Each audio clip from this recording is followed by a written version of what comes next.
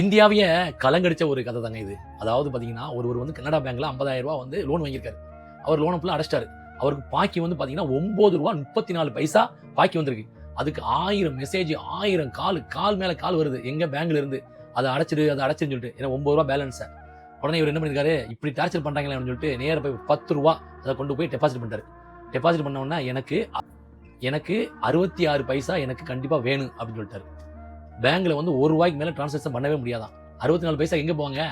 உடனே வந்து அதெல்லாம் கிடையாதுங்கன்னு சொன்ன உடனே ஒரு கோவம் வந்துருச்சு. நேரா போய் கோர்ட்டுக்கு போயிட்டாரு.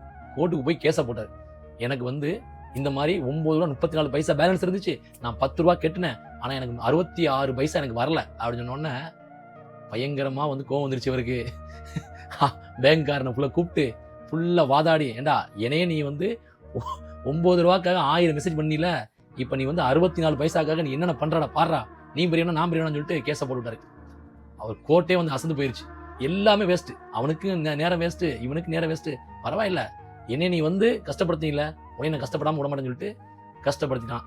66 பைசா வாங்கி கொடுத்து எக்ஸ்ட்ரா மன உளைச்சலுக்கு ஒரு 5000 ஃபைனையும் போட்டு விட்டுருக்காங்க. அது நீங்களா இருந்தா நீங்க என்ன பண்ணுவீங்கன்னு சொல்லிட்டு கீழே கருத்து தெரிவிக்க மறந்துடாதீங்க.